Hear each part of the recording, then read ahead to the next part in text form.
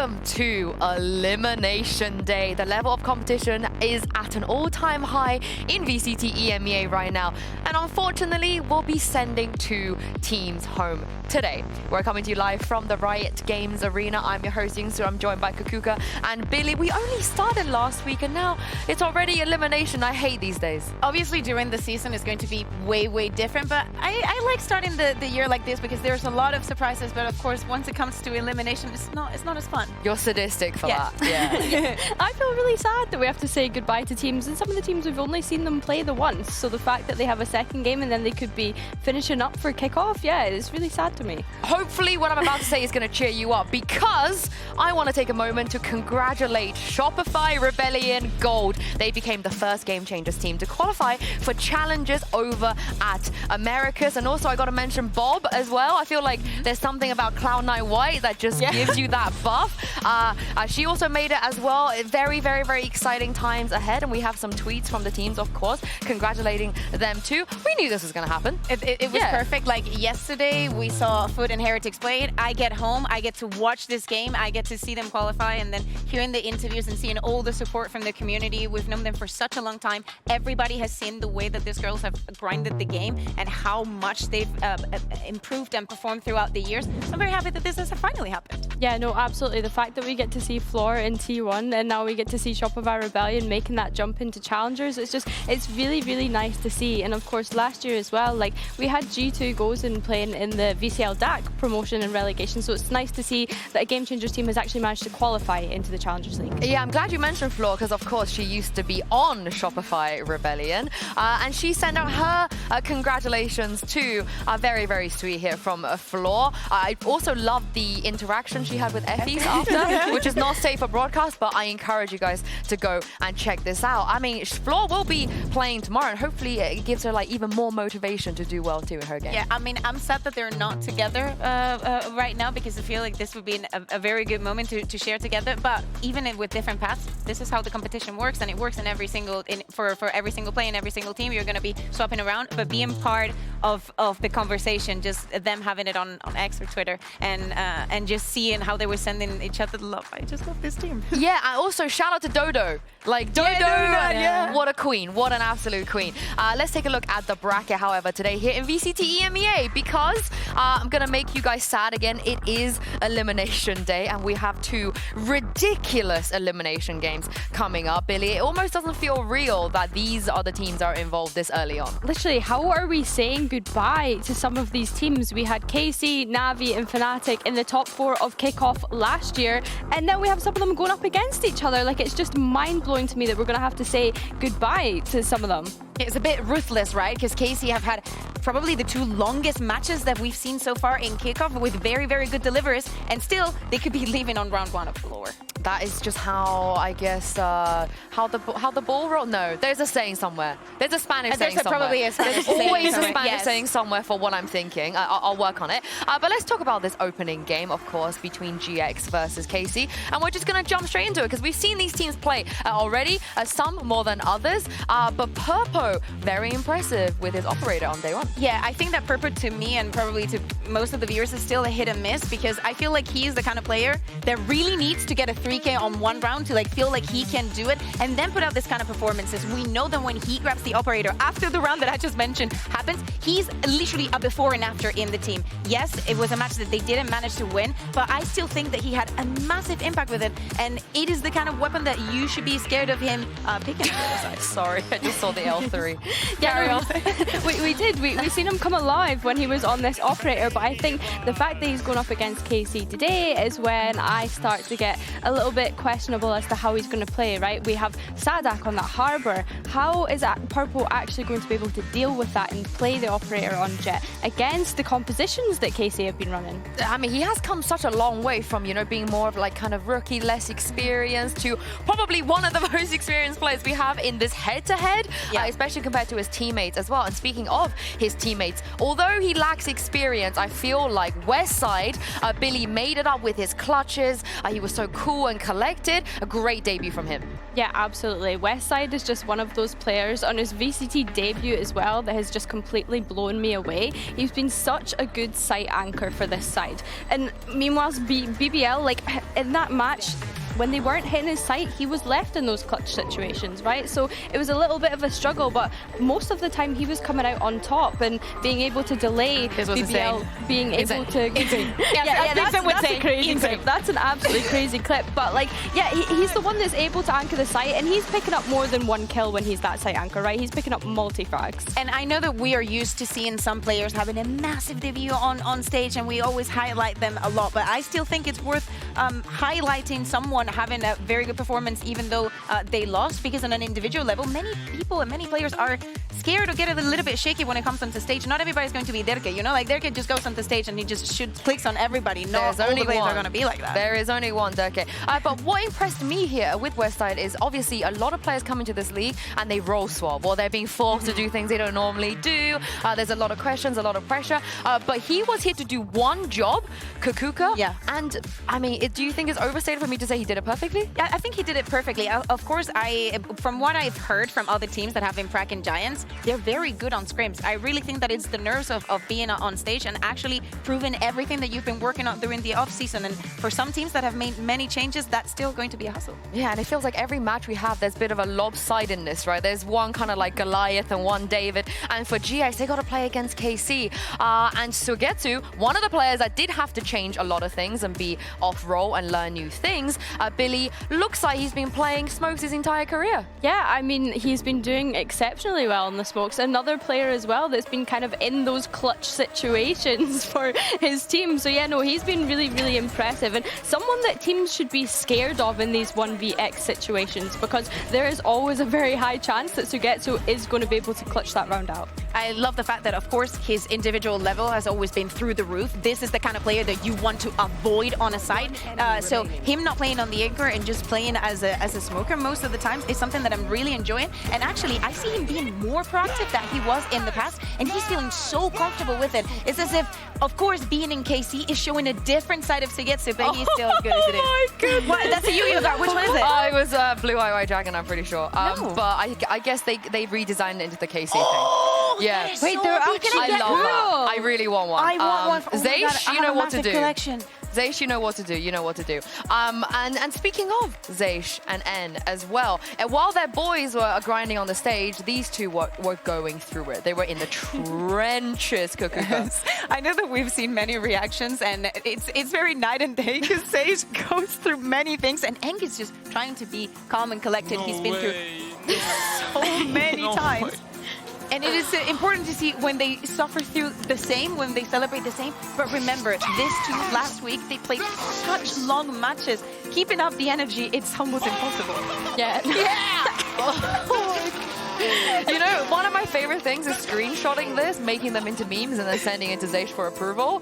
So far, he's approved of them all, so maybe I can share them at some point. But this is the thing, Billy, I can't imagine how the players feel if this is how their coaches Yeah, I know. feel. I was going to say, I didn't even want to speak over that at all, because I just wanted to be able to give them their moment because they were so funny. But it's true that the match against Na'Vi, it was very well hard fought, and then they had to go into that game against Vitality. You had that overtime. So for me, this is going to be a real test of resilience for the team and how they can power through this lower bracket now. Yeah, exactly. They're going to be the team that plays the most within this 2 weeks, right? And we're speaking not only about the long matches, but think about the plan that KC is bringing in. It's very different from the rest. And yes, last year this was the same. They wanted to be the trendsetters, and actually some of the trends stuck to us for the rest of the year. Is the long matches. I understand the position that the coaches are in, because there's a lot of micro going in maps like Bind, for example. We see such a different composition that has so many layers to it that everything has to be an absolute headache, especially when it goes that long. Yeah, you can't relax either. Absolutely. You literally cannot relax. So we put them through the test again, because Kakuka had an opportunity to catch up with both of the coaches for today's match. Let's check out what Engh had to say about the Lotus comp. And now I'm joined by Engh from KC. Welcome. How are you feeling today? I'm feeling very well. Okay, lovely. Let's talk a little bit about meta. We have the composition that both you and Giant X play on Lotus, and of course there's some things that are the same, but some things that are different. We know that you have a very specific style, but look at the other side. Why do you think they decide to, for example, go for the race instead of the Euro in your mind? First of all, I think it's a bit hard to play on Euro if you don't have certain plan how to use him. And I feel like just for Purpo, Raze better agent, at least right now. I don't know, like in the future, but right now, yeah, it's just kind of pretty simple. Mm-hmm. And looking also at the head-to-head, they have the Viper, you have the Harbor. What do you think that the Viper brings that you might be lacking with the Harbor? I would say lure away? potential on attack. I think Viper is just much easier to do with Viper. I think post-plant situations, Viper just stronger than Harbor on attack, yeah. But it's basically that's it. So better lurker and better post-planter than Harbor. On defense, I would say if you just compare them like Harbor and Viper together, I would say, of course, Viper overall kind of better character. But I would say I see the game as it's not one character. It's like it's like compatibility or synergy between many agents, and that's why I feel like Harbor, for example, plus Euro plus Vice, it's kind of combination of agents. It's not just one agent, so that's why kind of they compensate each other weaknesses. Yeah. Okay, that's brilliant. Thank you very much for the insight and good luck today. Wow, this is how much Sadak can change a man, I feel like. Billy, what do you make of that? Do you know what? He was such a humble king about it as well, though, which is what I really love. And I think it's always really nice that we can get coaches' insight as to why they're playing compositions and why they think some work better than others. Yeah, speaking of humble kings, let's hear what pipson had to say. I'm now joined by Pipson, the coach from Giant X. Now, Pipson, we've seen a lot of different compositions. You're going up against Casey today. I wanted to ask you about your Lotus composition and more so about theirs because of what they're running. What do you think on paper, just based on the differences that we see, makes their composition strong or a good pick for them? I think it's actually pretty similar compositions, and it looks like it becomes a meta on Lotus. Like from overall, if we take a look, like for example, our composition is used by NRG, Trazy Sports, and some other teams who didn't play Lotus yet. So, but overall, it's pretty similar compositions, which are having the same core of 3 agents. But the KC composition is a little bit more tricky in terms of that they have double teleports, and double teleports are really good with double smokers. In terms of that, for example, I can do 1 bubble plus 1 omen smoke, and then I can TP in 1 bubble and then TP from the bubble to the smoke. So it's more about tricks you are able to do with this composition, which you cannot do with our composition. But you are losing something from it. You are losing the stop potential from Viper on defense, which, for example, like Viper Molly plus bubble, which a weakness of a Harbor is like a little bit of a stop potential. That was brilliant. Very briefly, what do you think are the things that work against just having the Viper as a solo sentinel? Solo sentinel. Sorry, the Vice, not the Viper. I think it's just a little bit, Vice switched a little bit a meta on Lotus, because before there was a big problem with Seaside, that for defense it was really, really hard to play when you play either Killjoy or even Cypher. Like Killjoy pops mollies, people just fly over them with Raze or something, but because of the Vice wall, plus Razors, which is probably one of the strongest ability in the game right now, it's really, really hard to go through on C. So which changed a little bit the meta, that everyone kind of wants to play Vice, and you have either the wall on B and you can play double C with Viper Vice, or you have Vice on C, which makes it really, really strong, and you must bait this wall to being able to commit. Jesus, Pipson, I could hear you talk for ages. Thank you very much, and best of luck today. Thank you. So can I, Kukuga, but my question is, how did you get him to keep that to just 2 minutes instead of like 20? Because that's what I always struggle with. Like, the thing is, with Pipson, he could talk for ages about anything, and he's so passionate, and he always like jumps from one topic to another, and you want to let him go because you learn so much, and you're like, oh, I see what you're saying, and this and that. I wonder if he's going to be able to translate it onto the game as well, because a timeout with Pipson has to be a different kind of experience. Yeah, it's a shouting, right? It's that you have to be able to take the screaming from him. We mean it in a loving way. But the wait is over. 2 teams will be out of the competition today, while the rest move 1 step closer to Masters Bangkok. It's time to kick off Elimination Day with GX versus KC.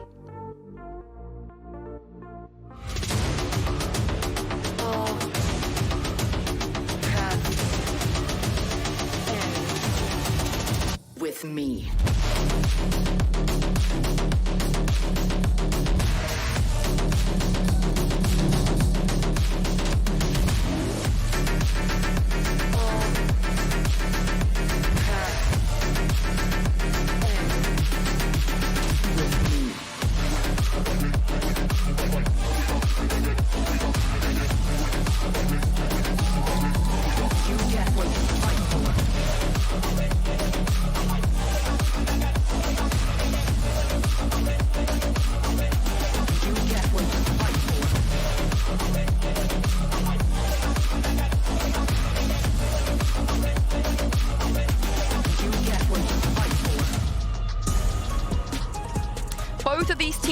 a lot of time in the offseason rebuilding, so going home this early will be a heartbreaking way to start their year. Now, we heard what they think about the Lotus already.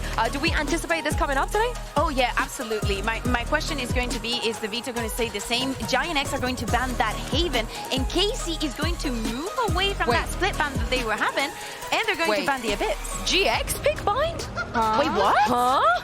Are we sure about this? I will say, many people are just screaming KC on bind and saying it is impossible to play up against that. We have highlighted before, yes, Sadek on the deadlock. Okay, and this is wrong. This is wrong. This is wrong. Sorry. It is wrong? It's wrong. There's It no is way. wrong? There is no way in hell. Shot. And GX. also, Okay, we can confirm KC selected and I was picked gonna have a heart bind. attack. Yeah. Okay. But and now, then, sorry. As I was saying, GX picked onto that Lotus, so probably that whole speech that pipson was given probably is the thought that he was having while having breakfast this morning. And also, it makes more sense that it was KC that banned Haven now too. Yeah, that does make sense. I mean, KC picking it, no, sorry, GX picking into Lotus.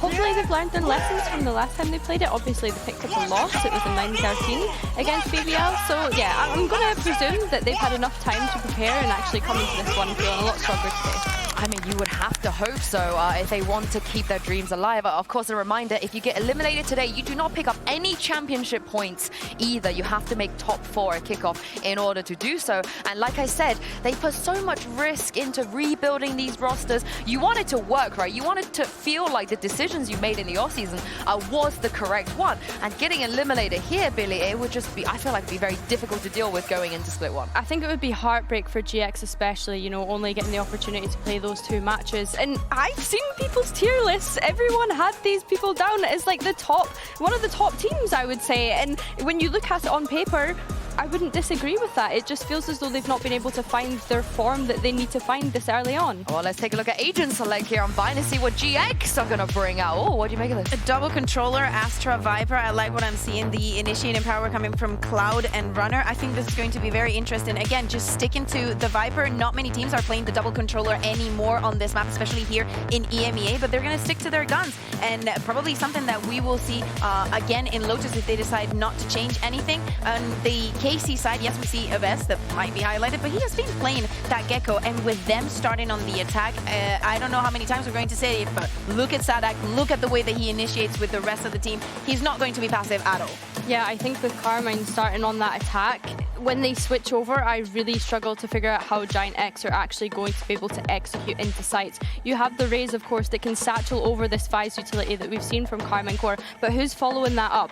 In my opinion, Karmine Corp have way too much stall potential with this composition that if they can get enough rounds on the attack, when they switch sides, they're sorted for this map. And of course, Giant X knows that KC has been picking this map. They've been playing this map. They have 2, and if they leave it open, it is a very, very big possibility that is going to appear in the map selection. So I really want to see what they have prepared for both of the sides. As you're saying, Billy, when it turns to the defense, they're going to need to bait a lot of utility to even get onto sites. Yeah, and I want to see Tomazi a little bit more comfortable on the Astra this time around as well. But it's time to jump into this elimination match and throw it over to 2 casters who decided to drop the second part of their names for me. Here's Mitch and Tom. Just for you, Yinsu. Our pleasure. Listen, we've got a hell of a game teed up for you here today. You heard our analyst desk talk about it, but Tom, starting this one off on Bind, it feels a little special. We got to see something from KC the other day, and this was the map I was hoping that was going to be in the veto, and we get it as #1. What a treat. Yeah, when we saw I want to clarify one more time. The graphic was backwards. Yes. GX are not insane. They're not crazy. Because if they were picking into this map after you see KC beat Vitality and decimate Na'Vi, So that you're just not going to be doing that. And this comp is almost abusive. I'm sure we're going to see a lot, especially on this attack side, with what they're able to do with the plethora of utility. And I want to see how GX are going to combat that. In the pistol already, they have got an early stack towards this B site. Yeah, now these are going to be a little bit more of a pump the brake play, especially from GX. They've got a couple pieces of initiating utility. You're seeing Runner priming his Gecko Flash, having already used it once, I believe, at the start of the round. They'll try to take fights on that and on the snake bite here if they're pressured. But the idea was to play passive on A, and that's worked out very well for Cloud. We're excited to see Sadik, but we won't get to see him in this round. Already dropped as the first body hits the floor. KC left scrambling for answers. They can run into this stack that they don't know is there on the B site, but they're hoping that Martin can find some space onto Cloud on A. Ready, nade to try and delay, flash to try and support, but both kills go the way of the attack. Still a couple of defenders around this part of the map, and in fact the third even starting that rotation. But there's still time. KC can look to go back with presence still held on the other side. 30 seconds or so. At this point they could have that little bit of extra utility out on the B site to get in, but first they'll see if Martin finds a wide open A site. The timing here horrendous. He's just made it around as Cloud snuck right by the angle into the lamps where Martin is creeping his way. He's got the timing, and it looks like he'll connect the shot. A site wide open for the plant, and a 4v2 now with 10 seconds left. GX, they won't be able to deny this plant. They've got to put all their eggs in the basket of the retake. Westside was great on his debut. Will it be enough for him to find anything in the late stages of this round? Still a player that needs to be cleared and spotted and will be forced back. That's one at least. But the remaining players already sat in their after plant positions. Aves looking to brawl and will meet the same fate as his teammates just moments ago. Even still though, that clock is continuously ticking. The grab will pull them even further out on the time, and well, for Westside, he almost has to try and just stick this the entirety of the way. He's still going to land one of the penultimate shots. He's doing an incredible job, but that time is just too far gone at this stage. Elite has won the round. Westside, a really nice attempt, honestly, and what was that, 1v3, but wasn't enough in the end. You got to commend GX. They had a good early plan. They caught the player just there. You saw it, Sadek, who was initially taking that space, but after losing so many bodies here on B, Cloud had left the A site, went to the spawn to rotate in to help on what seemed to be an inevitable push. And by the time he gets back in, he ends up ships in the night past the lurker on that side of the map. Looked like it was going to be a GX round, Tom. We had a lot of KC players gearing up for that B push into a heavy stack that had initiating utility as well, but that doesn't work out. 1-0 start for KC, and GX come into this with a full eco. Still some ideas, using that Viper wall we saw in the pistol to get aggressive, try to isolate some players behind it. No one's there, and the one guy that was got a kill and TP'd out, so very nice reset for KC, who come in with 2 pistols.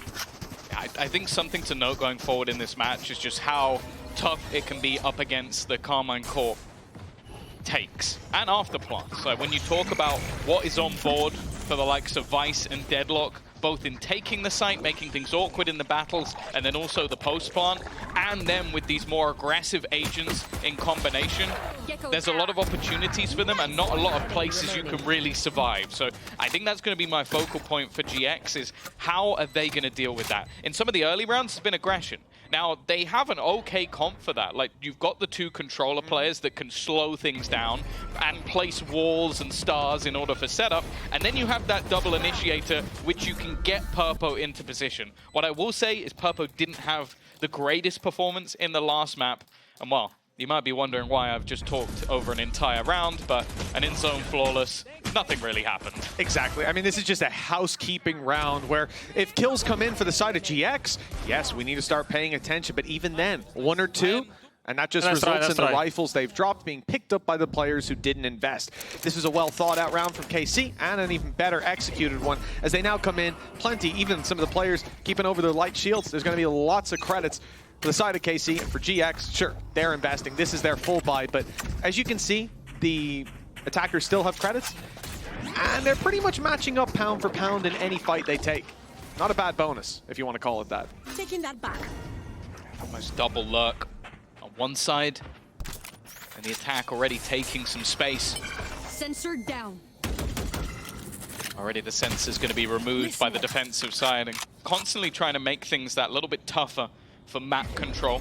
Of course, you do have yourself that double sentinel, but one for traditionally holding on, and I like this from GX, proactive with their utility to force them back. Yeah, it does look like the idea could be for KC, at least they've left the door open and moved back to A in the end of the round, but for GX, clearing out this control is so important.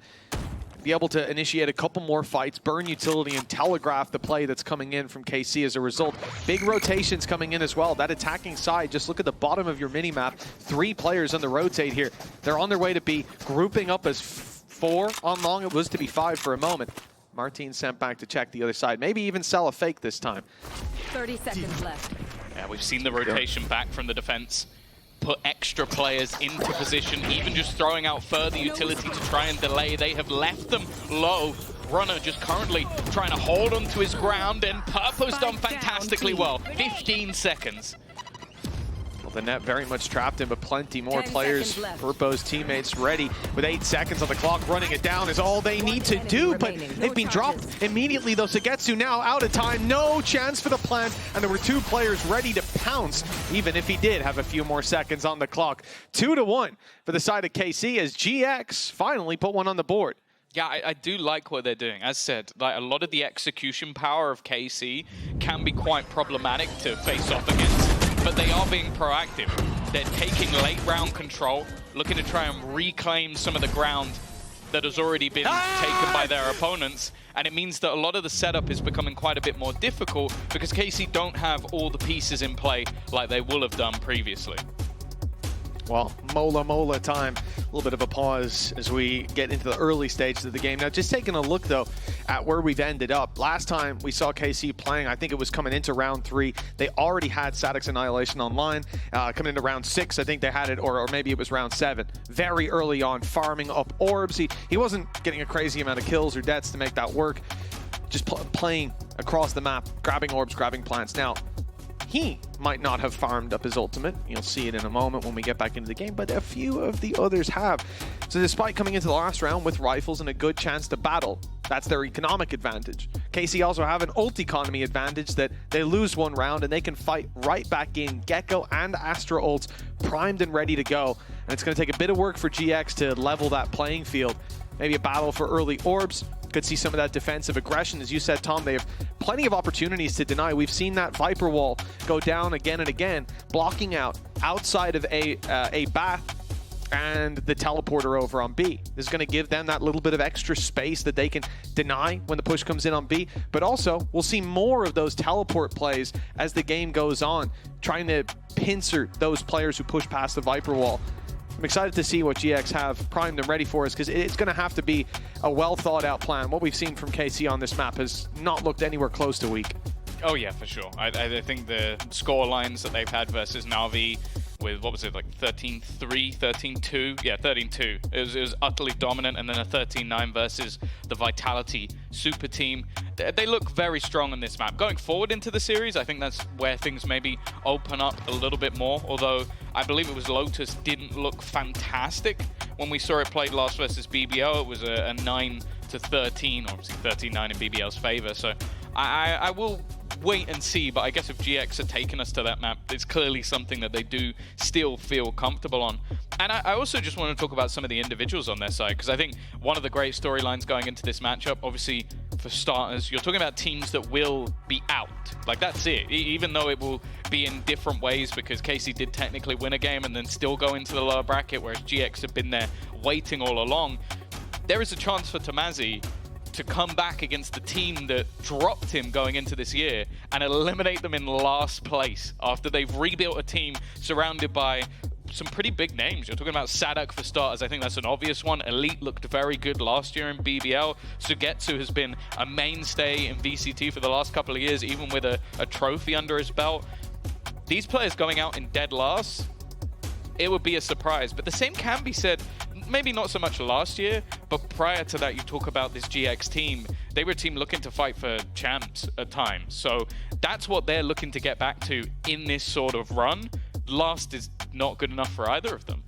No, absolutely not. And I mean, you look at the teams, the caliber of teams sort of coming into this, and when we had some ideas of what to expect, we had some guesses to throw out, but the level has been close across the board. Seeing these two teams down here, seeing Fnatic, seeing Na'Vi in a position that one of the two will go, this is a much different kickoff, than a much different event than I think what we're used to seeing here in EMEA. And I think, I could be wrong on this, I think it was Boaster that said like the level of the teams after their first loss, the level of the teams has clearly risen across the board. There is no easy matchup anymore. It's alright, there's never any misquotes on the internet anyway, so. It's very true. That was 100%, but I think it was his post-game tweet. Even if it's not, it will be is now. now. We'll just That's claim not that. what he That said. was supposed to the quote. Sue's probably sat there just raging. I didn't say that. But we'll see. Nonetheless, obviously we are in ourselves a little bit of a tech pause, just waiting to get things back underway. But yeah, I think there's so much on the line for all these teams. I think Sue mentioned it on the desk, like the top 4 will get themselves some points. The top 2 obviously make it to Masters, where they have a chance to battle for even more. And it kind of does sit there then, if it, at least at Kickoff, if you're not in that top 4, you're kind of just in a spot where, well, it's, I guess, just as bad as going out in last place, but you kind of want to at least get a win under your belt. And I think that'll be important, especially for GX, just to see where this team is going to land. Because, again, like you look at the individuals on paper, a lot of them already have at least a run out in the VCT. You're talking about the likes of Cloud, who's been there a while. Westside is the only new player coming in this year. And he looked great. Like, put him in clutches, putting in late round scenarios. He was fantastic. So I think that, again, them not having those wins, not having a run at it, that would be a problem for them.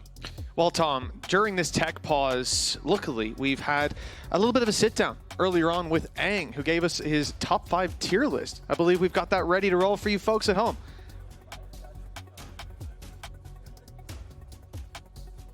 So, I believe we have to guess what Engh's top 5, he's put this together, but what's the context of this top 5? Why has he assembled this? What were the characteristics he was looking to obtain, Tom? Oh, so we're doing this? We are doing this. I thought that this was being... Okay. I assume he will explain or will have an explanation afterwards. But for now, we asked Engh to put together a tier list of some criteria. And these are the players that he gave. For you at home as well, start activating your brains. I'm trying to think. Top 5 best smiles. Best smiles, you reckon? I think so. It could be a left field play like that. I think that's a solid shout. Potential coaches on KC. That's what he went for. Engh's top 5 potential coaches on KC. Aves, Sugetsu, Kira. Okay. Anyone you would have put in there, Tom? I find it really interesting that he's basically just named his own team and hero. Yeah. Future roster moves, Who did perhaps. he not put in? Was it Elite? Was Elite the only person from his team? Because that's the thing. That's my bigger takeaway, is he named Martine. his own team. Sadek and then was there, just right? Sadek was 1. So he named his whole team, except that's kind of toxic. Like, I would say that's very toxic, actually. We showed them that after the game. Yeah, can we just Get a reaction from Elite. Let's just show Elite. Like, What do you make of this, mate? that's wild. Well, at least I'd be worried about being benched after that. It's like, right, so you really think everyone... maybe, he's such a good player that you wouldn't waste him on the coach spot. Oh, but that's bad for the other guys, actually. Yeah, no, there's no good way to spin this. Luckily, we're right back into the game. We can pretend like nothing ever happened. An immediate Cosmic Divine. A question whether or not maybe that was going to be paired with the ultimate over on Gecko, but it hasn't been. Maybe it should have done, because that's not gone great for Martine. Oh, there's better starts, that's for sure. Down in the dirt, right off rip, looking towards the B site. Couple players have snuck up, but that pesky Viper wall again causing problems. In fact, it's keeping Runner alive. 10 HP after that spam down. Sadek might not know just how much damage he's done, but that could be pivotal as they move into this B site. It is only Runner and Tamazi to hold it. 160 HP between them. This could be an easy roll for the flood of KC players coming in. Thrash through. This is where all the corners become a tough spot to stand in. Although saying that, Runner did well, at least for the initial moments. The clear is nigh on Sublime, though. This is what's so difficult about holding onto this B site, is you can basically clear everything with the combination of Astra and Vice alongside that deadlock. Now for the remainder, they're having to try and break back in, all from a similar angle versus this hold. The fact that Thrash caught the full HP player as well and now is back online, causing more problems, sending GX back towards the spawn. And now the time ran way too low. There's no choice but to back out. And even then, just take a look at what we can see. Of course, GX not quite privy to this information, but based on a quick take, they could assume it. There's 2 pieces of Deadlock utility waiting for them to step out, so you're battling up against the stuns on your way. You've got 4 players, and who knows, from GX's perspective, how much utility still waiting, and Arcros as well to blind after they trigger. This would have been a disaster, and it would have been weapons left on the floor that GX wouldn't have in the future. It was the right call. That's the thing. I think even just naming the amount of utility that they put into that take is difficult on its own. But one of my favorite sort of pieces is you have the ult to clear them back, you have the close cleared by the Gecko Molly, then you have the Razor Vines put to the back alongside the smoke. So if anybody like, oh, they're rushing the site, run into support. I'm just going to slowly walk in and take a crap load of damage while I do it. Like, there's just no way to actually get back into the site to support teammates. And it also works if you're trying to leave, because they put the Thrash through. So you're trying to run away from it, you can't. Well, this has been at least not as bad of an ending to that round as it could have been. GX still walking out with their weapons. They weren't hunted down. They have a stinger on Runner. Runner's playing a close angle, and most of his job is just to pop that flash for Purpo over on B long. You can see it here. So that weak weapon won't really be challenging on range unless they do commit to the angle. And hopefully the utility will bridge the gap. We can see, though, KC are geared up for an A hit. All 5 players outside of it. Vice wall left behind. That's going to be their little sensor to ensure that there's no flank coming through, at least no quick one. And with 55 seconds left on the clock, no ultis to entry. Martine one away, but still so much utility. GX may again be forced to take a step back out of that initial action. I think quite a few of them might have been pinged there by, yeah, they all got hit by the haunts. So it's not a usual piece of utility that gets that much info when they're all standing around, but maybe just a bit of hesitation. The thing is, it has kind of sold a ruse. I'd be intrigued to know if that was intentional, because now you look at where Tomazi is, completely overwhelmed, but they've given up this site because of what happened last round. Looking to try and play that retake, but you feel like Tomazi has to get something, and he won't. I mean, this has all come on the back of the double teleport play. It was heard, and the reaction was perfect. Clearly, B is going to be weaker with that many players on the other side of the map. They walk right in, doors open. The one player that was defending fades away. GX, it's a very unusual situation, such undamaged retake that we're about to see come through. So much utility still in play, bombarded by GX, but they run into that sonic sensor first time. That's really caused a problem for them, and look how big a problem it is in the seconds it takes for that stun to fade away. The reset is there, plenty of players ready to duel. Runner gets one even with the low economy that he had invested, but Aves cleans it up anyways. I did not think it was going to be that close. I'll give them the credit that they certainly did a good job of fighting their way back through all of that utility, through the numbers from KC, but it kind of felt like that's how it was going to go. Well, I also think it kind of didn't matter. Like, the time was so far gone when it got into the late round that those kills were kind of just almost like a consolation prize from almost this point onwards. Like, you're looking at how long is left on that clock. That even if he'd got that final kill, I think it would have been incredibly close. It's going to be a pause taken from GX, and I don't mind it, because this is really the tough thing about playing against this composition. You try and play retake, they have so much delay. Like you said, they're walking into sensors. I think they even placed the vines late into the round, so that, okay, we didn't need it on the take this time because they backed off. So let's use it in the late round, so when they're walking back in, they're going to get hit by them. So then everybody's delayed. It's a lot easier to hit your shots, and they're taking damage. So you're basically playing against the clock by the time you get to that stage, and it is incredibly difficult. That's the thing I'll say that I'm most excited for, or have been most enjoying with Sadak being in the league, is that you put him and Engh together, you're going to come out with some of the most BS compositions you've ever seen in your life, and it's so difficult to play against, because I do feel like a lot of what GX almost are forced to do is push into these more aggressive setups and try and catch players early so that you're not having to retake, because staying on the site with that much util is really hard to do. KC, look what they're up against now. Weaknesses for GX, low economy investment on the back of the previous. Now, they can try to bridge the gap with the ults, exactly. Showstopper, we can see, is on Purpo, and it's making its way down through middle. Viper's Pit there for West Side. But before these ults are thrown in, I mean, I could see maybe the Showstopper blind fired just to see what it gets, but the rest, I'm expecting that there has to be a reason that they use it. Seeing the numbers, seeing the chance to claim that round victory. The weaponry's not good if it comes down to head-to-head duels. I do like the proactive push down B, and they've waited a while. They pumped the brakes, but at 110 left on the clock, here comes the cavalry. The flank could be perfectly timed.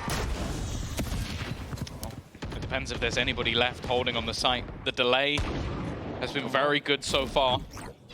I wonder if they're going to actually get caught out by the wall. Yeah, only one player makes it past. The rest is still stuck behind it. So that flank is now very well telegraphed. It gives time for Elite to isolate the rest of these duels. There's also a secondary player wrapping in from behind who actually has the spike. This is a very weird scenario. Maybe having to escape because of that TP. And Purpo, well, it's unfortunate that he's going forward, because if he went back, he actually had a higher chance of winning the round. Not that he would know that. No, he'd be crazy if he did it. But it would have worked out, as we could see. That's, look, it's one of those rounds, the showstopper ends up being invested because, like I said, you want to see something first. You want to see the chance. And that flash connecting, a couple of players blinded up close, that's what gets the showstopper out of them. Unfortunately, it doesn't find its mark on Elite. He's able to take a second kill, as well as the first, and then set up for the late round. KC buying enough time with players alive for Aves to flank. But again, GX created some opportunities here. They didn't have a lot to work with. They went down mid. This could have ended up being a round in their pocket. I like that they gambled it. Here they go again. Didn't land. Another push, though. Again, much more aggressive in their defense. Elite very much ready for it. And now Sugetsu is going to try and swing back in for the trades. It's Aves to finally find one, but look at the position of the spike. This is now no longer just, okay, we want to try and even up the playing field. This is, we have to battle to get our spike back. Well, it is round 7 when we eventually see that annihilation from Sadek. Said it was online very early against Vitality. Right here, though, when it eventually comes into play, not as pivotal piece of utility as we had seen in that previous game. It doesn't land, it doesn't find its mark. Kind of what you'd expect a lot of the time when it's fired through a smoke. The spike is retrieved, though, thanks to Martine, but they've left a big gap to Mazzy. Well, he's just got a freebie, and that puts the man advantage into GX's corner. Straight away, Thrash thrown in, wanting to try and get as much information as possible. Martine has managed to get ahead of all of the utility, though, realizing he needs to fight aggressively, but is cleared by Tomazi. Left all on to Sadak. The IGL to try and hold the line, but the Cosmic Divide is making things almost impossible. Escaping through this shouldn't be a possibility, and he's realized it. We'll just look to hold on to the gun, keep the economy, which, to be honest, he's low on credits, so that's not a bad idea. Yeah, it's definitely the best call. Again, despite the fact that, you know, it is, we went into that round at 5-1. It's not like GX have just been giving rounds away. They've made sure there's a battle for a lot of these. And then a couple pistols, putting it down to one player alive, and here's the reward.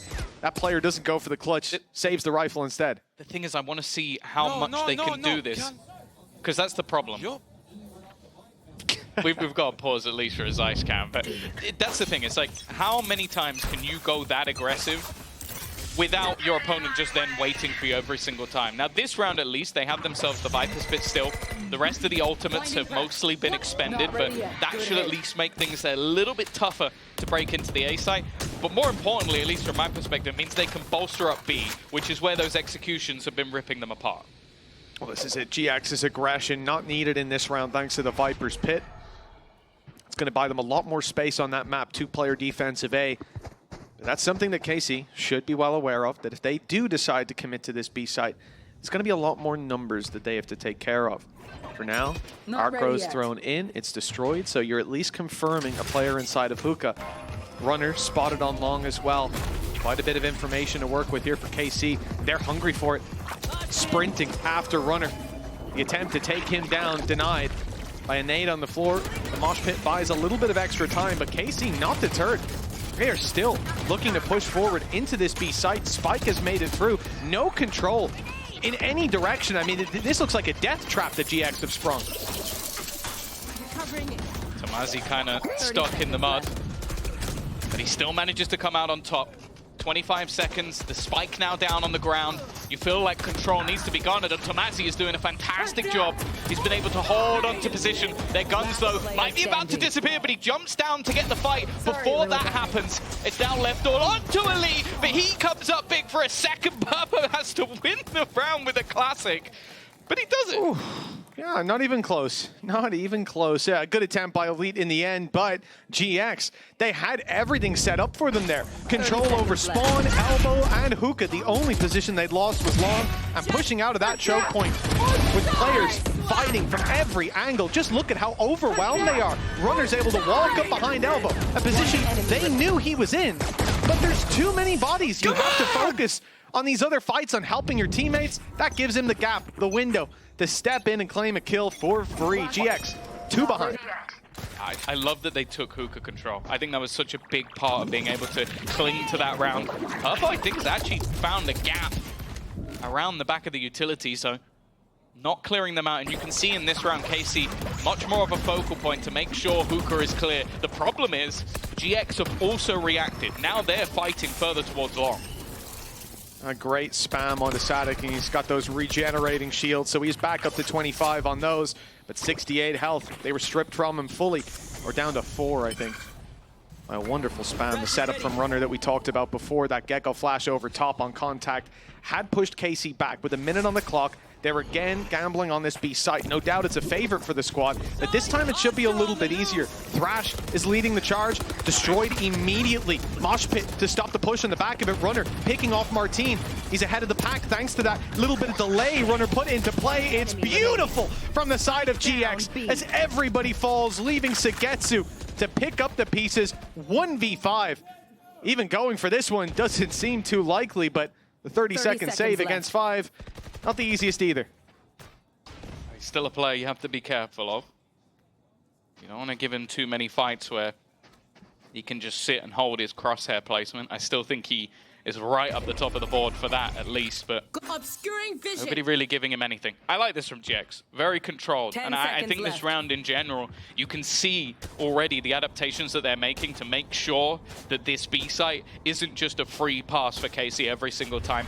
One of the focal points, I think, as well, is firstly Runner's utility, but also Tomazi's grab wall. They're trying to get out along, and each time he's putting a grab wall there, so it's like, okay, you can throw this utility down, but I'm not going to let you get anywhere near my teammate because that grab wall, because that smoke, because whatever other utility he has is going to slow you down. Yeah, it just looks like they've got a traffic light system there, and the only LED working is red, stopping KC's push with this utility, fragmenting them, leaving Martine as the entry on the site with no one behind him. And not that anyone could be behind him at that point either. The strategy was called, it was executed, and it was interrupted with perfection. This leaves Karmine Corp calling a timeout now, despite a lights-out start, 5-1 in the lead. GX are now just 1 round behind them, and that doesn't sit well with Zeiss. Yeah, you can understand why. I think in the past we've seen this execution work incredibly well, and the fact that they've been trying it again and again, this time even having the Thrash, and you could tell that GX were ready for it. They had one player from afar watching to catch that Thrash, and then they had immediately delay utility so that nobody could try and execute off that player swinging. Like, this is just solid counter utility coming out from GX, and then just, yeah, some of the individuals stepping up to the plate. So KC want to try and find another gap, because other than those B-site executions, I feel like A hasn't been anywhere near as easy. I think trying to walk into West Side's utility setup has normally opted with them losing a player early on, which, well, you don't really want in those early takes of sites. Well, with a round between them, ults burned up earlier on the side of GX. They still have 1 left to roll with, and this could be used for some early aggression. We've seen that, but more likely to be reactive. Let's see what the called play is. Haunt, this is another facet of the defense here on GX. You see the Viper wall on the minimap that's just outside of that A site.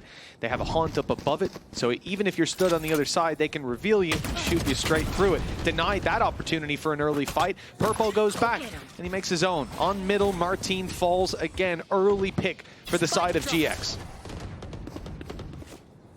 They still have that Nightfall as well, ready to try and make this a much more problematic. There you go, immediately. The second the Prowler gets contact, this is going to keep 2 players low, def. Just trying to create some extra pressure. But now it's not going great. They'll section off the back of the site, but they still need quite a lot more.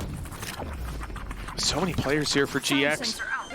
They're ready to surprise them with a big swing that Aves shuts down. Denial of any form of retake. Just go and save. Don't walk into Aves. He's on fire. I need to see that one slowed down, sped up, backwards and forwards. Give him the ace. Sugetsu stolen it.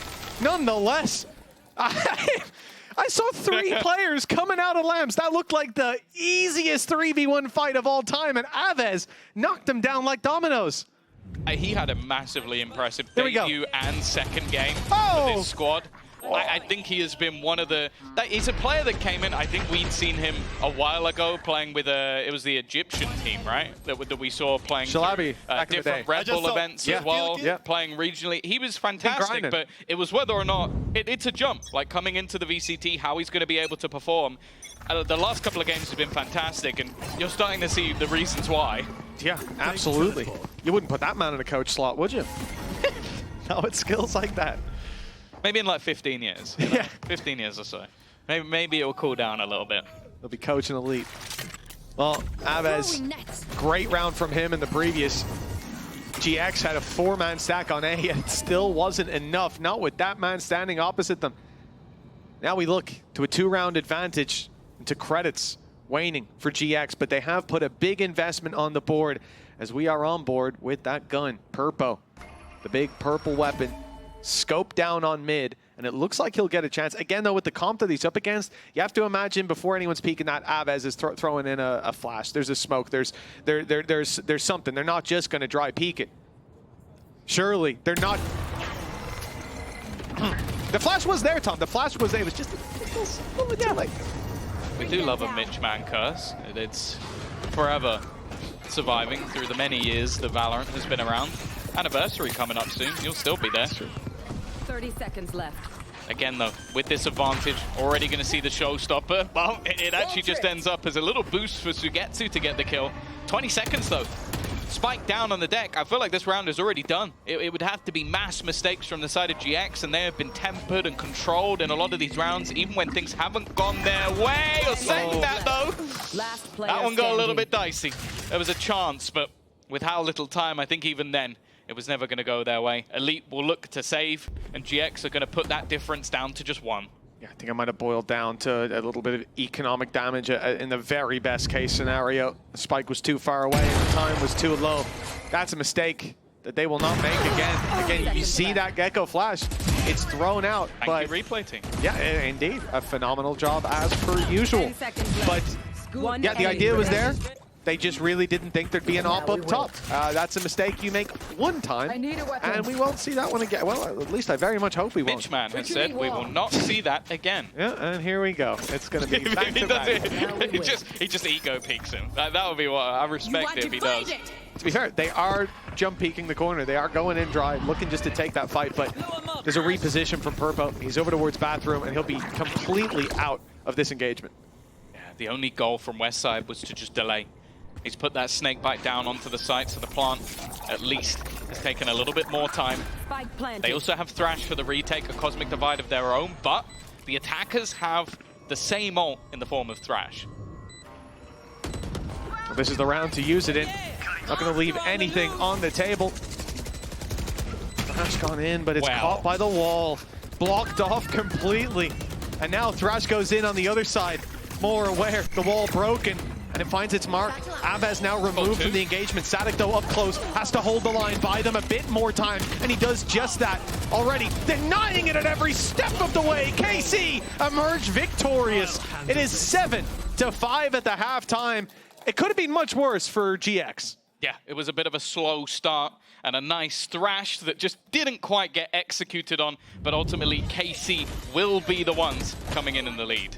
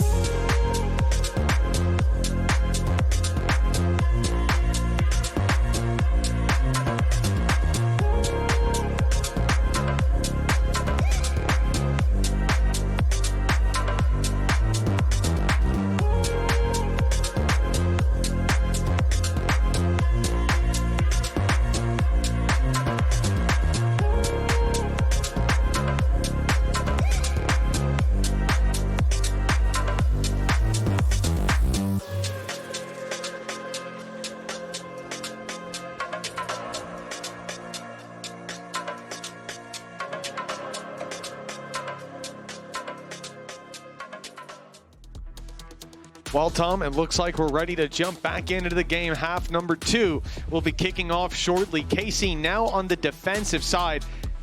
It might be fair to say that's where Sadek could be even scarier. Look, it's not like he wasn't successful on the attack up against Vitality, but here, you're going to be running into that deadlock setup a lot more often. Yeah, I will say though, I was impressed with GX's ability to adapt. Like, I think that with the way those first 6 rounds went, you could have easily just got choked out of the game, but they were still proactive, they were still happy to get in the face of their opponents, and they still had adaptations to put themselves into positions like when they took hookah control and get themselves back into the game. So I do think that probably winning the pistol will help them out quite a bit just with the start, and they're already going to be heading very directly in towards this B-long spot. Elite has already caught wind of them. Sagetsu blinded as he was about to swing in for big damage. And so they will have to give up the position. GX claims space. Kickoff flashback online. Nade to clear back site. Pushes Elite into the open. Good pickup by Cloud. B site now thinned out a little bit. The herd of the defenders not posing quite the same threat. Purple up top deletes Avez, one of the big players in some of the last rounds. And with low HP on Sagetsu, the advantage clearly sits with the attackers. They're already being delayed by that Viper utility.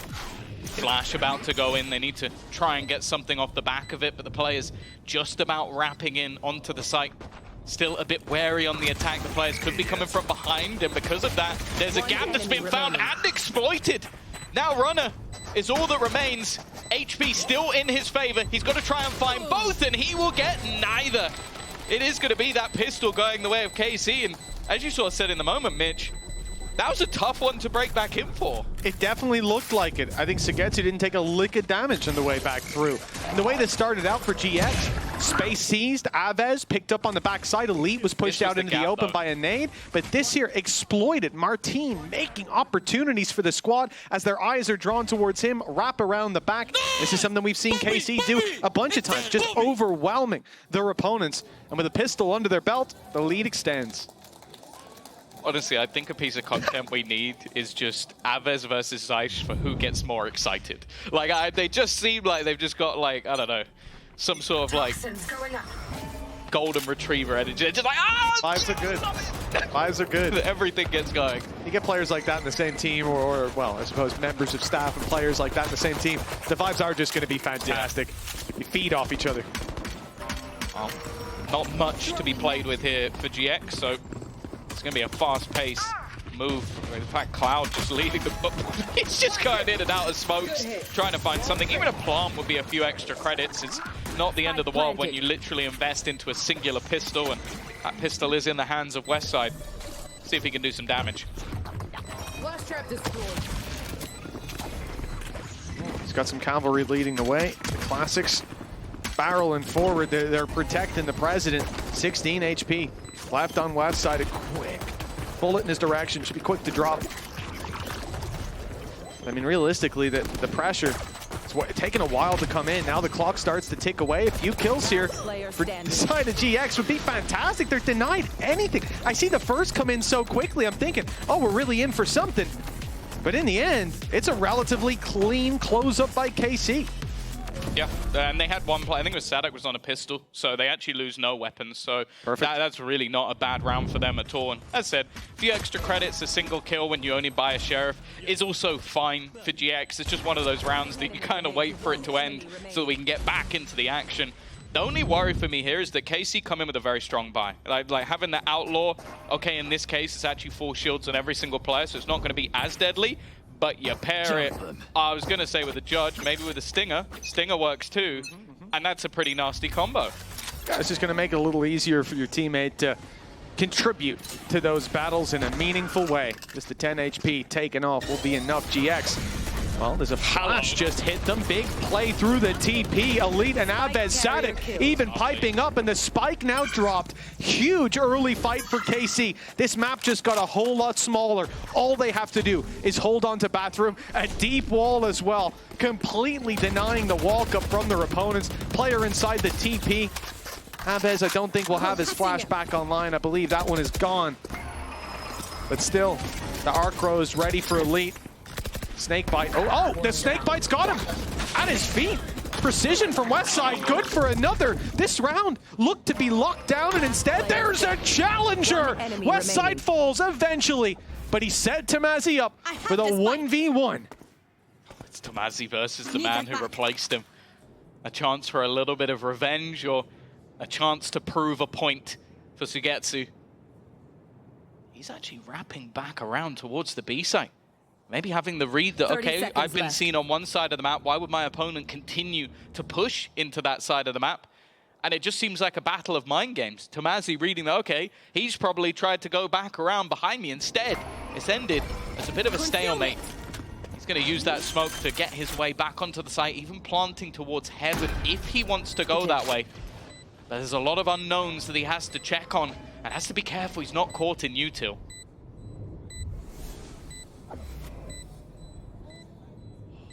Just missing 150 HP as well on Tamazi. It's the problem for Sugetsu. All those rifles are being gate kept as well.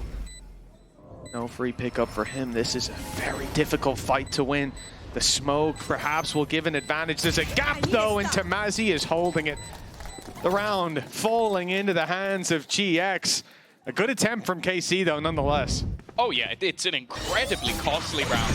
And this is the thing I love, again, you see these combinations. A gravity well pulls a player back. You have the grav net as well that's put into play to catch anybody close, and the flash to push them back. Because if you are close enough, the flash goes off, you run backwards, and you're in either of those two pieces of utility. That is about as good as a pinch is ever going to get. The problem is what happened afterwards.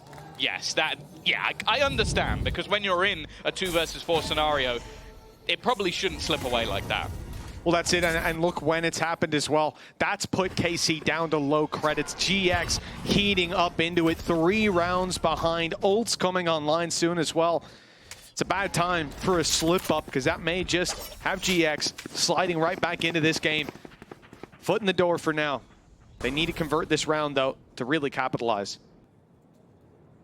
Martin maybe hoping that Aves will give him the contact. Their own utility out to try and escape, but maybe giving the game away instead. Hover's managed to, well, I was going to say dodge the majority of utility, but he ends up being caught. Pressure put onto Sadak left, completely blind. He just about gets around the corner, and the ult's going to be utilized instead. Even still, though, they're being pinched from the back. Tamazi again. He's been having a phenomenal game. Even still, they've lost runner. It still puts this down to just a one-man difference. But Tamazi, he wants a little bit more, seeming like he wants to punish KC for letting him go. And well, eventually, Sugetsu will take him out. But Tamazi should have done enough for the round. Yeah, well, he has taken out the man he replaced, but a few more to drop, and it's Cloud wrapping that finds the bullet to the head, or body even. 9-7. 2 rounds in between them, and that's the round that GX needed. Like we said, winning the last one is nice, not just because it's a pivotal part of the economy game, a swing round, but also the fact that KC, 4v2, you lose that, you're tilted off the face of the earth. Now you lose this round, and you're left down to pistols. That's a devastating blow dealt by GX. That's the thing. The last one was the bonus. So it's like, okay, if you take the bonus, you kill 4 people, and then you win the next round, it's fine. Like, you go, okay, we've now wrecked their economy. Instead, you lose the next round, and now you're the one that's in trouble. And that's the thing, as you said, the manner in which they lost it, plus now losing the next round, it doesn't put them in the best of spots. And I also like that we are seeing some of that individual brilliance we knew was there. Tamazi taking over rounds a couple of times now for this team.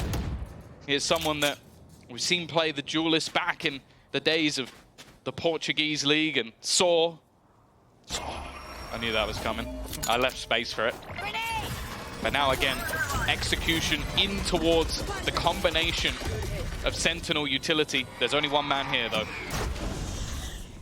Elite, time to prove yourself. Drop down, good shot, but he's out wide. Cloud will find him, and Tamazi picks up the flank. Knows there's another here. Saw him step past just moments ago, denying any damage past the first kill, and it's Martin, 65 HP. A classic in hand, not a gate crash to his name.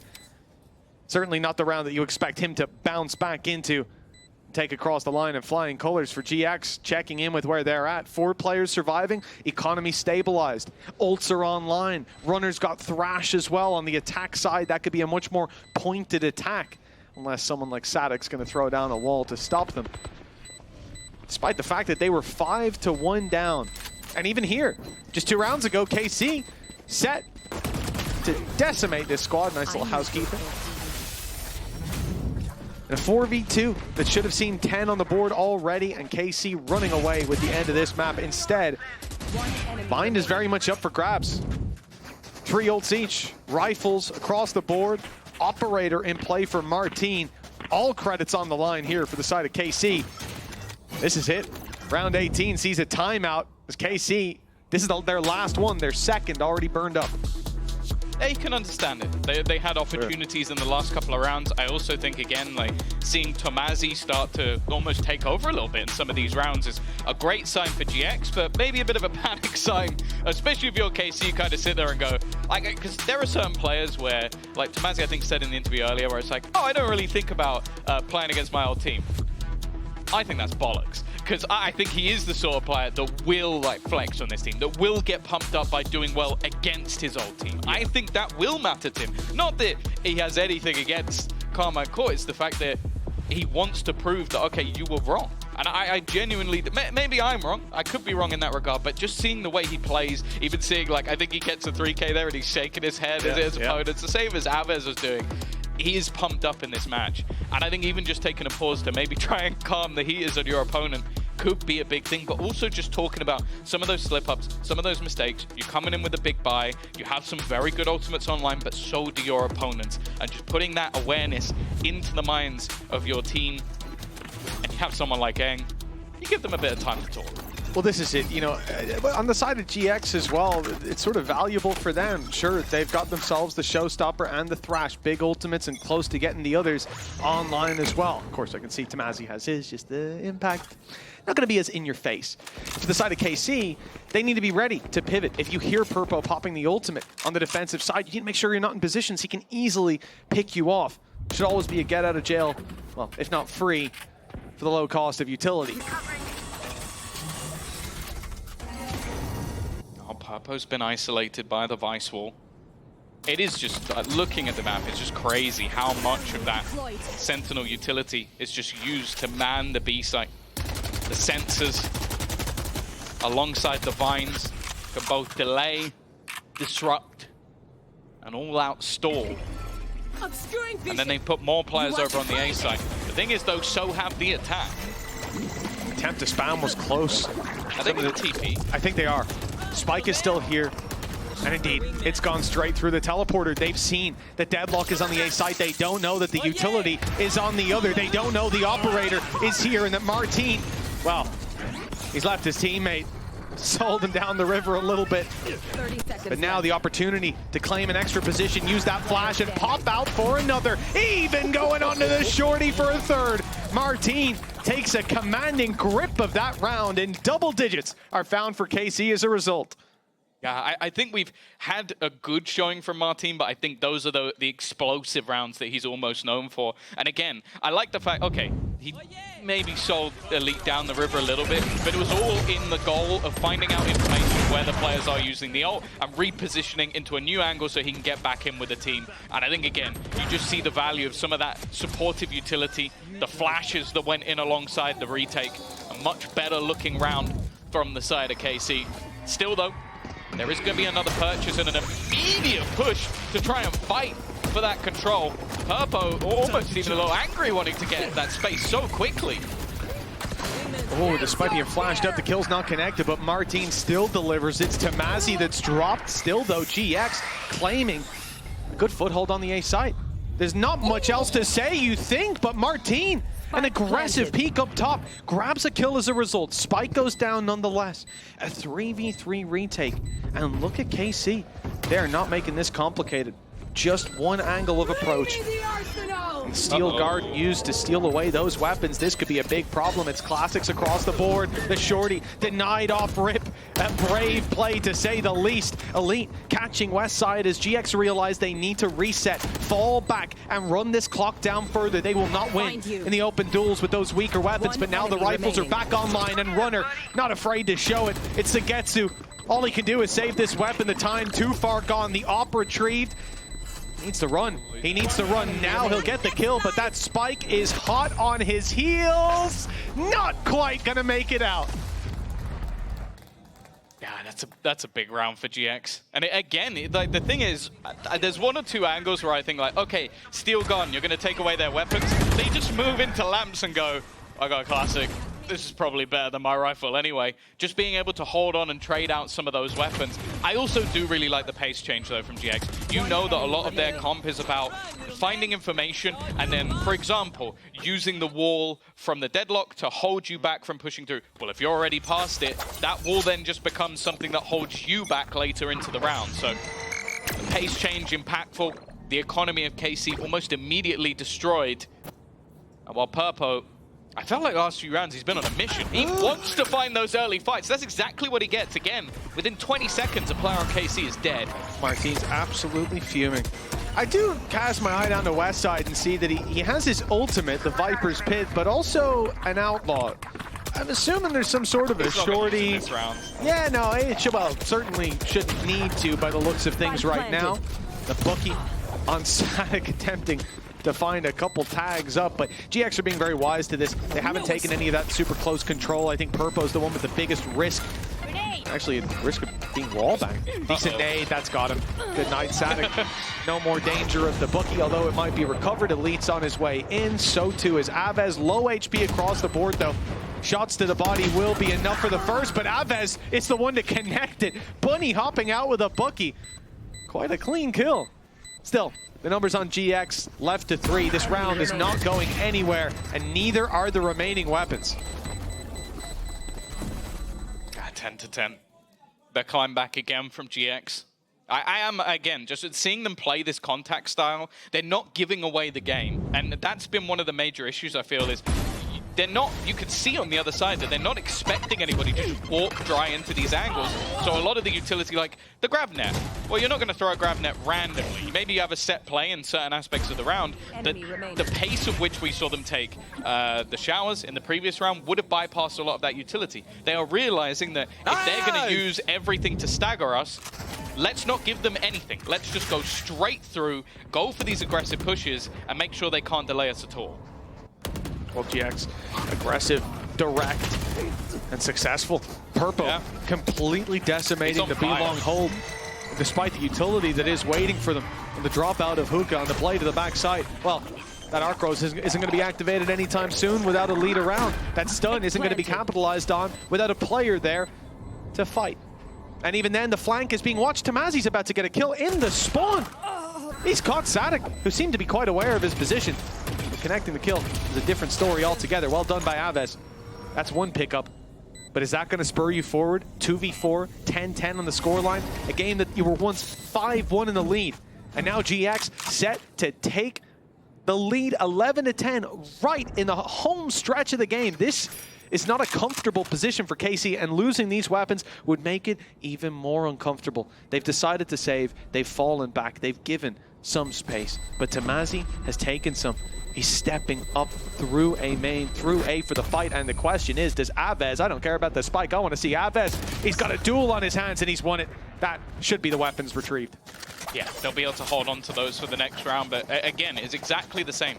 They're going for much more sort of risky plays, running through the smokes, running through utility, but Purpo is just hitting every shot that's put in front of him. I think that is the thing again with this team, where you talk about some of the individual brilliance they have, you can go back to basics. Play these more pacey, direct. That was basically what? A Prowler and Purpo.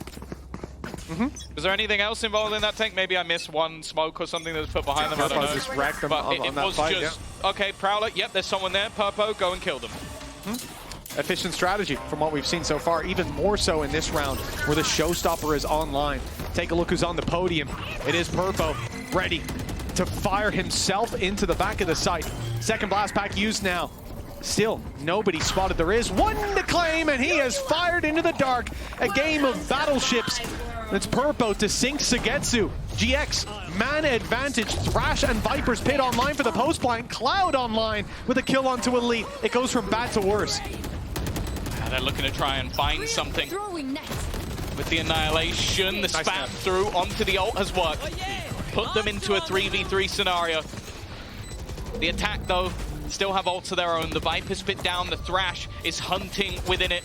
It caught Aves. And actually, it's gone a little bit more problematic. That Viper's pit now down.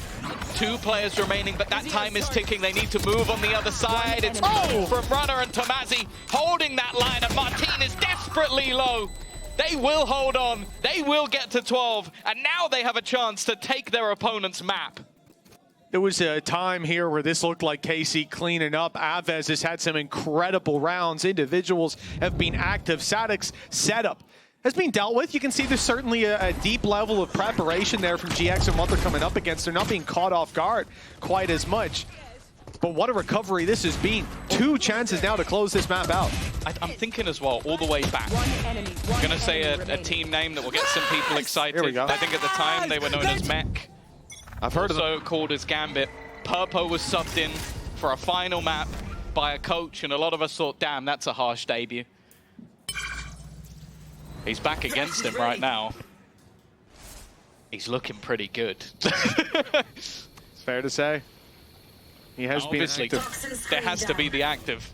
Engh clearly had faith in Purpo as an individual. I don't think there's any doubt about that, to bring him in at such a crucial time, but he's now looking very good in this map right now. Tomazi also on the hump for revenge. He is up there at the top of the board as well. Maybe in one of the weirdest spots you're ever going to see. He's currently trapped, but they're shooting the smaller of the orbs, I believe. No, okay. I thought maybe they were going to allow him to try and jump over the corner. But instead, allowing him a safety net. Well, Garden's all clear towards that B side. It looks like it could be a fake, though, trying to bring that spike. Oh, well, perhaps to the A side. There's 4 players here. If they get the picks, that may set their mind for them. In goes a grab, well, but Sagetsu's on the side. Unseen, the damage done. Sadic and Martin following with him. 30 seconds left. And now GX.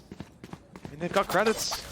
It's not like they have to save, but it's 20 seconds on the clock. They have 5 opponents to take down. They're not close to ultimates themselves, and some of KCR, I think avoiding the fight might be the better call. I just assumed that because that's what it seemed they were going for. But Purpo, well, he went forward for the fight.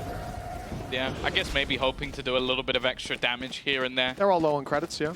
But for the side of GX, they have plenty to play with. But yeah, a big round from KC. I like the idea of having 4 players stacked up. You then have Elite on the other side of the map, basically holding the line ready for the retake. And then you put Thrash through just for information, see if you can find anything. And if you catch the players in towards Hookah, which is one of the spots you don't have cleared, you catch them all. And if you don't, and they do what they did, you basically just walk into a stack and you have the stack side up. I'm guessing the idea was flash out of the smoke. The player that's close on the corner hides.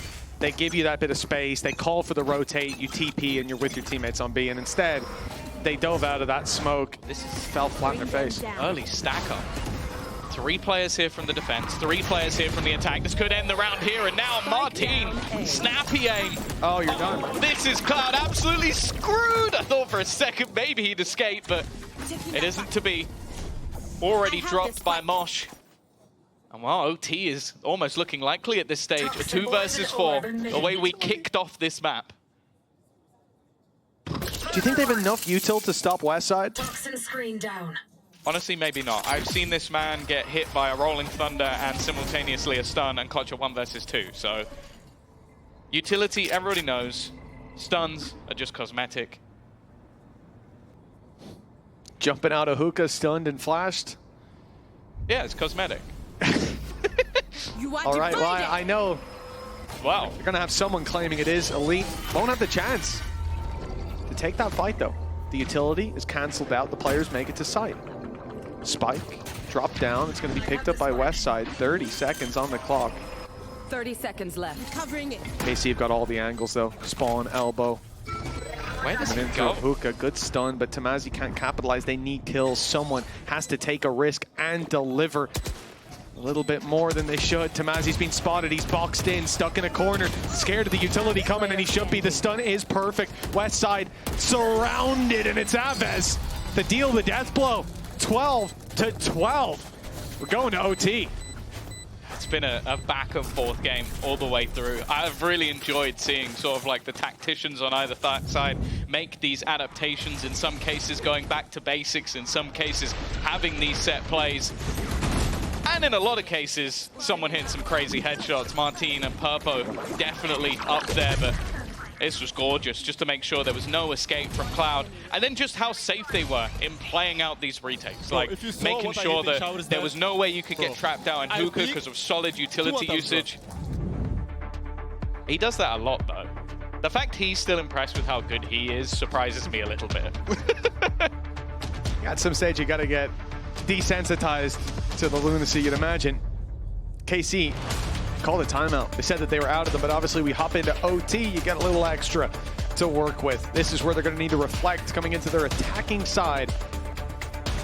5K on the board, 3 away from any ultis. And what I mentioned starting this out was it seemed like there was a decent focus in their last game for Sadek on the attack, building up those orbs early, having the annihilation.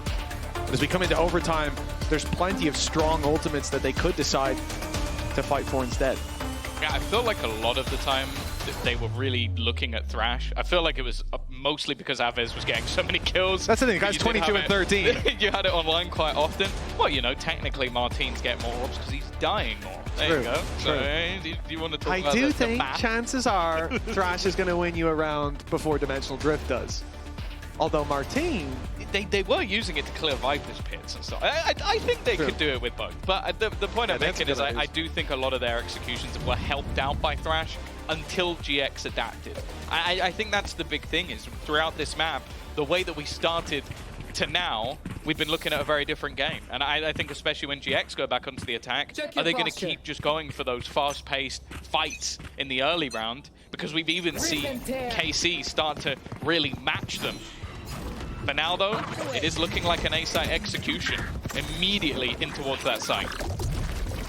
Direct Purpo choosing another angle to fight on. He's gone into heavy traffic unknowingly. Elite quick on the trade through the smoke. And now the backside of A becomes the new target. Utility is faded. The Toxin's no longer there. The flash forces Cloud off the angle. They're dealing well with some of the fights that GX are looking for being denied early on. Plant coming through, big fight! And it's one on the side of KC. Aves and Sadek maintaining control over Lamps and leaving GX with no foot to stand on. It's only Runner, 1v4. And KC would need a serious stumble to give him the opportunities here. At least one, catching Aves off guard. So little time, in fact, sitting on the board. So many opponents, now down to just 2, though. It's looking more and more doable. And I did start to get a little bit worried. He had taken like no damage after those first 2 fights. I was expected to look and him be on like 10 HP. No, and he was just ready to go. Somehow he was fine. Again, we've talked about pace changes all the way through this match. This was another one coming out from the side of KC, because look at how GX have been playing. A lot of it was B-side aggression with the hold on A. Let's just run it down A. If they do go aggressive or they try and stack up what was a B-side hold, where we saw the majority of executions, that's not going to work anymore. And I think that was why they took the pause. Let's do something different from the norm. Now we look at GX. Did they have the same sort of talk? I have to wait and see Purpo again. In a round like this, you know, you look back, Purpo was the very man just stood up on top of the van, taking a free kill with the operator. That must have been a jump peak. I'm just looking on the map where Sugetsu died. It had to be. Yeah. I mean, maybe he was just ADing it. Probably he was jump peeking it. Either way, his head's been ripped off. He's out of the round, and so is Martine. KC with a vacuum of information and the expectation of an A hit. They pushed B long. They tried to fill in the blanks. An off angle. Instead, they have been left in the dirt. It's Sadek under pressure. Will at least buy himself a little bit of extra time. A good fight onto Purpo, having fragmented the rest of the squad. It's done well to give him a second breath of life, but there's just too many members coming through that choke point. Chance for Elite. He found a gap. He's done some damage. The swing is isolated. Kyle goes alone. And now it's down to that 1 versus 1, and Elite takes it in the end. A Red Bull clutch to close it. And maybe mistakes right at the last moment for GX. That's not the way they wanted to lose that map. Not at all. This is a map they started out behind. KC looked like they were slipping, but in the end, it's a clean OT to put it across the line. 1-0. We'll be back with map 2 after the break.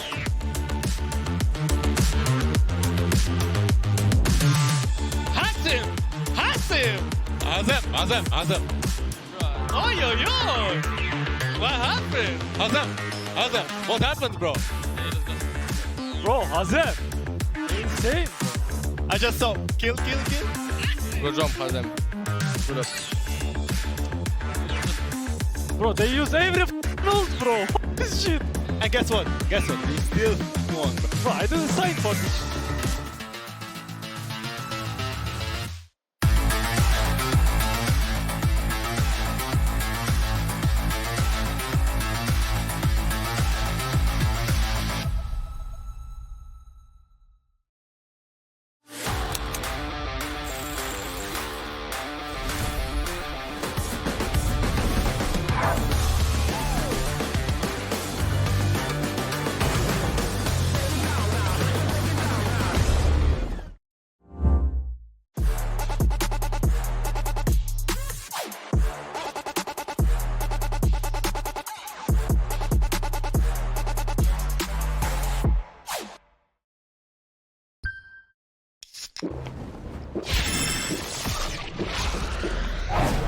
Red Bull gives you wings.